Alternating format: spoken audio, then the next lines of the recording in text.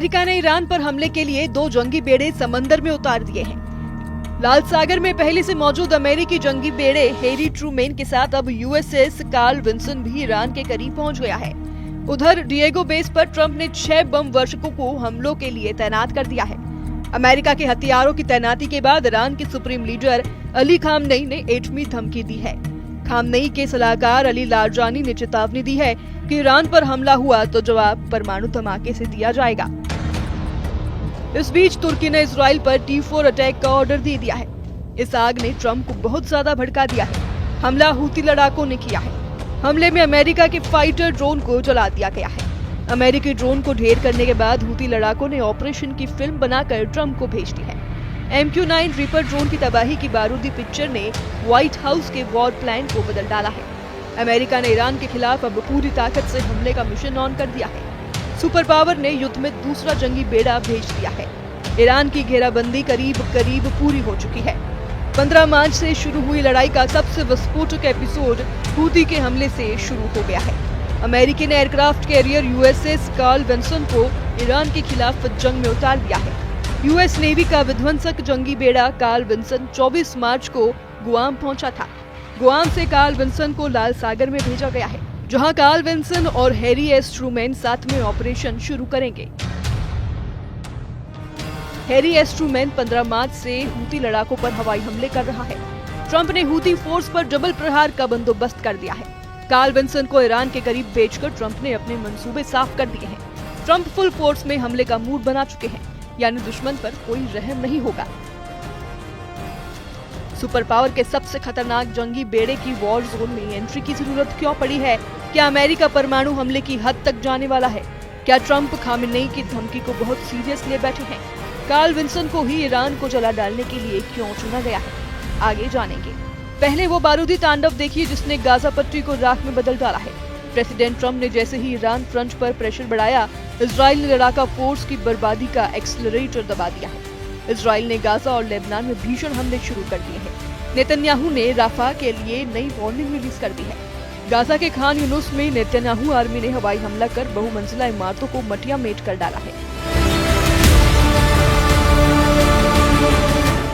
Khan Yunus strike में Israel ने Hamas के अड्डे को उड़ा डालने का दावा किया है। इजराइल सेना गाजा में कहर बरत रही है, तो वहीं गाजा पूरी तरह से खंडहर में तब्दील हो चुका है। इन खंडहरों के नीचे सुरंग में छिपे हमास फाइटर्स पर बंकर बस्टर बम बरसाए जा रहे हैं। इजराइल गाजा पर टोटल कंट्रोल का मिशन ऑन कर चुका है। इजराइल ने गाजा के बड़े हिस्से पर कब्जा करने के लिए हवाई हमले के साथ ग्राउंड पर सैन्य अभियान को और तेज कर दिया है। रक्षा मंत्री इजराइल काटेज ने सेना को जमीनी हमले तेज करने के ऑर्डर दिए हैं। नेतन्याहू पहले ही साफ कर चुके हैं कि हमास को कुचल डालने का वक्त आ गया है। इजराइल के प्रधानमंत्री बेन्यामिन नेतन्याहू ने दावा किया है कि इजराइल के हमलों ने काम किया है। ये इसलिए काम कर रहा है कि एक तरफ हमास के लड़ाके और सरकार कुचली जा रही है, तो दूसरी तरफ बंधकों की रिहाई के हालात बन रहे हैं। इजराइल यही कर रहा है। कैबिनेट ने तय किया है कि प्रेशर और बढ़ाया जाए ताकि हमास को कुचला जा सके। सैन्य दबाव काम कर रहा है क्योंकि यह साथ साथ काम कर रहा है। एक तरफ यह हमास की सैन्य और शासन की क्षमता कुचल रहा है और दूसरी तरफ यह बंधकों की रिहाई की शर्तों को तैयार कर रहा है। हकीकत में हम यही कर रहे हैं। बीती रात कैबिनेट ने दबाव को और ज्यादा बढ़ाने पर फैसला किया, जो पहले से ही ज्यादा है। यह हमास को और ज्यादा कुचलने और हमारे बंधकों की रिहाई के लिए बेहतर संभव हालातों को बनाने के लिए है। नेतन्याहू बंधकों की रिहाई तक हमास को बारूदी डोज देने का प्रण कर चुके हैं। उधर खान यूनुस हवाई हमलों में 17 लोगों की मौत की जानकारी दी गई है।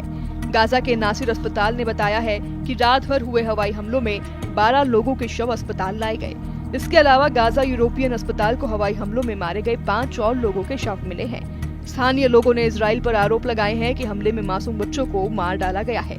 बम और मिसाइल धमाकों से उड़े शवों के चीथड़े खान यूनुस की गलियों में बिखरे पड़े हैं। उधर गाजा के निवासी रिदा अल जब्बोर का कहना है कि इजरायली हमले की वजह से हम सो नहीं पा रहे, बैठ नहीं पा रहे, कुछ नहीं कर पा रहे हैं। यहाँ सिर्फ मांस के टुकड़े बचे हैं। किसी का सिर नहीं है, किसी के पैर नहीं है। 5 मंजिला इमारत मेरे भाई और उसकी पत्नी के ऊपर आ गिरी। मेरा भाई और मेरे भाई की पत्नी और मेरे भाई का बेटा सब मारे गए। वहाँ तलाशने पर कुछ नहीं मिला। खान यूनुस में बड़े हमले के साथ इजराइल ने राफा को जल्द से जल्द खाली करने की धमकी दी है। नेतन्याहू आर्मी ने वार्निंग में कहा है कि जल्द से जल्द लोग राफा से निकलकर मुवासी की तरफ जाएं। मिस्र बॉर्डर की करीब का यह हिस्सा गाजा को बाहरी दुनिया से जोड़ने का इकलौता रूट है। मतलब ये कि इजराइल राफा क्रॉसिंग पर बड़े हमले का प्लान बना रहा है। इजराइल डिफेंस फोर्स का अनुमान है कि हमास ने राफा की सुरंगों में बचे हुए बंधकों को कैद कर रखा है, जिनकी रिहाई के लिए अब सबसे भयानक हमले की शुरुआत की जाएगी। नेतन्याहू ने इस मिशन के लिए नए कमांडर को कमान सौंप दी है। नेतन्याहू ने पूर्व नौसेना कमांडर वाइस एडमिरल एली शार्विट को इजराइल की खुफिया एजेंसी शीन बेट का नया चीफ बनाया है। रविवार को ही इजराइल के प्रधानमंत्री कार्यालय ने इस तैनाती की पुष्टि कर दी थी कि एली शार्विट रोनेन बार की जगह लेंगे और इजराइल कैबिनेट ने इस महीने की शुरुआत में रोनेन को बर्खास्त करने के लिए मतदान किया था, जिसके बाद हमास, हिजबुल्लाह और ईरान के खिलाफ बड़े ऑपरेशन अंजाम दे चुके एडमिरल एली को शिनबेट का चीफ चुना गया। शिनबेट के नए चीफ के नाम के ऐलान के बाद हिजबुल्लाह ने इजराइल को धमकी दी है। हिजबुल्लाह के सीनियर लीडर अली अम्मार ने नेतन्याहू से एक बार फिर जबरदस्त जंग का ऐलान कर दिया है। इजराइल और अमेरिका के तूफानी हमलों के बीच भी ईरान के समर्थक फाइटर आर्मी झुकने को तैयार नहीं, न हमास, हिजबुल्लाह, न ही हुती। इसलिए ट्रंप ने अब ईरान पर मैक्सिमम प्रेशर बनाने के लिए कार्ल विंसन को वॉर जोन में भेज दिया है। USS Carl Vinson code name CVN-70 रखा गया है। ये यूएस नेवी का तीसरा निमित्ज क्लास सुपर कैरियर है, जिसमें हेलीकॉप्टर और लड़ाकू जेट सहित 60 से 70 विमान होते हैं। इस बेड़े का डिस्प्लेसमेंट वजन 1 लाख टन है। जंगी बेड़े की लंबाई 1092 फीट है। कार्ल विंसन पर MK-57 mode 13C sparrow launchers तैनात हैं। RIM 116 rolling airframe missile launchers और फेलेंक्स CIWS भी तैनात है। कार्ल विंसन खाड़ी में पहले भी बड़े ऑपरेशंस को अंजाम दे चुका है। Operation desert strike, operation Iraqi freedom और ऑपरेशन इंड्यूरिंग फ्रीडम की सफलता के लिए कार्ल विंसन का डंका बजता है। कार्ल विंसन यूएस नेवी का वो जहाज है जिसके डेक पर आतंकी सरगना ओसामा बिन लादेन की बॉडी को रखा गया था। इसी बैलेट शिप के जरिए लादेन को समुद्र में दफनाया गया था। जिस जंगी बेड़े ने टेरर सरगना को दफनाया उसे ट्रंप ने ईरान की हेकड़ी गुल करने के लिए भेजा है। उधर ईरान ने ट्रंप को मैसेज दिया है कि अगर हमला हुआ तो एटम बम के धमाके से सुपर पावर को जवाब दिया जाएगा। ईरान के supreme leader Ayatollah Ali Khamenei के सलाहकार अली लारिजानी ने ट्रंप को चेतावनी देकर कहा है, ईरान ललकार रहा है, ट्रंप हथियारों की तैनाती कर रहे हैं, लेकिन इन सब से अलग तुर्की अपनी अलग ही चाल चल रहा है। तुर्की ने इजराइल की टेंशन सबसे ज्यादा बढ़ा रखी है। तुर्की ने सीरिया के T4 एयरबेस पर कब्जा करना शुरू कर दिया है। मीडिया रिपोर्ट में दावा किया जा रहा है कि एर्दोआन T4 बेस पर S-400 की तैनाती करने जा रहे हैं। इस प्लेन को पूरा करने के लिए तुर्की ने सीरिया के एयरबेस पर सिक्योरिटी और सपोर्ट का दाव चला है। एर्दोआन ने अल शरा के साथ ऐसी डील कर ली है जिससे नेतन्याहू का दिमाग गर्म हो गया है। कमांडर जुलानी उर्फ अहमद अल शरा के पास कोई आधिकारिक सेना नहीं है, जिसका फायदा उठाकर तुर्की सीरिया में सैन्य तैनाती बढ़ाता जा रहा है। मीडिया रिपोर्ट के मुताबिक तुर्की ने T4 एयरबेस पर कब्जा करना शुरू कर दिया है, जो कि सीरिया के सेंटर में है।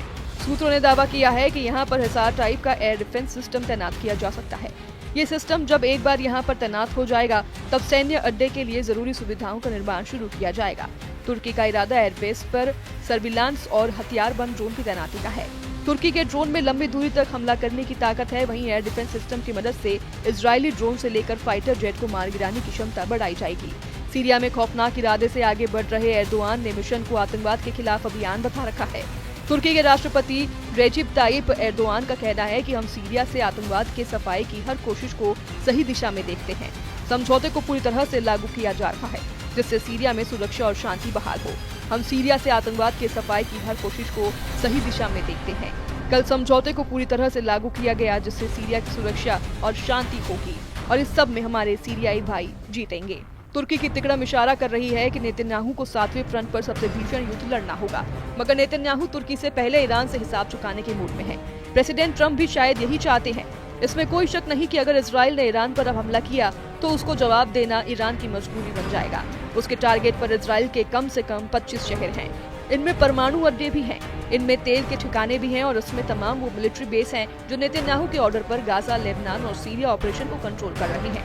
ईरान की अंडरग्राउंड मिसाइल सिटी को लेकर बड़ा सवाल ये है कि क्या ईरान ने इजराइल के हर शहर पर 500 मिसाइलों से अटैक की तैयारी कर ली है? क्या ईरान के हर बड़े जनरल को इजराइल का एक शहर पूरी तरह खत्म करने की जिम्मेदारी दे दी गई है? क्या ईरान इजराइल का युद्ध हुआ तो उसके बाद वर्ल्ड वॉर की शुरुआत हो सकती है? इन सबके बीच इजराइल के प्रधानमंत्री बेंयामिन नेतन्याहू का कहना है कि हमारा दुनिया की महाशक्ति के साथ गठबंधन है। ये हमारे साथ है और हर मोर्चे पर साथ है, बिना किसी हिचकिचाहट के है। इजराइल और यहाँ के लोग इस बात की तारीफ करते हैं। इजराइल के प्रधानमंत्री नेतन्याहू पहले ही कह चुके हैं कि उनके सामने एक दो नहीं बल्कि 7 फ्रंट हैं। इजराइल के सामने हमास फ्रंट भी खुला हुआ है। इजराइल के 24 बंधक अब भी हमास के कब्जे में हैं। इजराइल के सामने लेबनान का फ्रंट भी है। सीरिया और इराक से भी खतरा है और अब यमन से भी रोजाना सिर्फ मिसाइल हमलों की धमकी मिल रही है। अपने परमाणु ठिकानों पर हमले के खतरे को देखते हुए ईरान का गुस्सा टॉप फ्लोर पर पहुंच गया है। ईरान ने अपना अंडरग्राउंड मिसाइल बेस दिखाकर ये बात साफ कर दिया है कि इसके मायने न सिर्फ इजराइल के लिए खतरनाक हैं बल्कि खाड़ी देशों में अमेरिका के अड्डे भी ईरान के टारगेट पर हैं। ये बात ट्रंप को उनके सुरक्षा सलाहकार बार बार बता रहे हैं। अमेरिका तो अब ईरान को चीन, रूस और उत्तर कोरिया के साथ एक साझा खतरे के रूप में देख रहा है।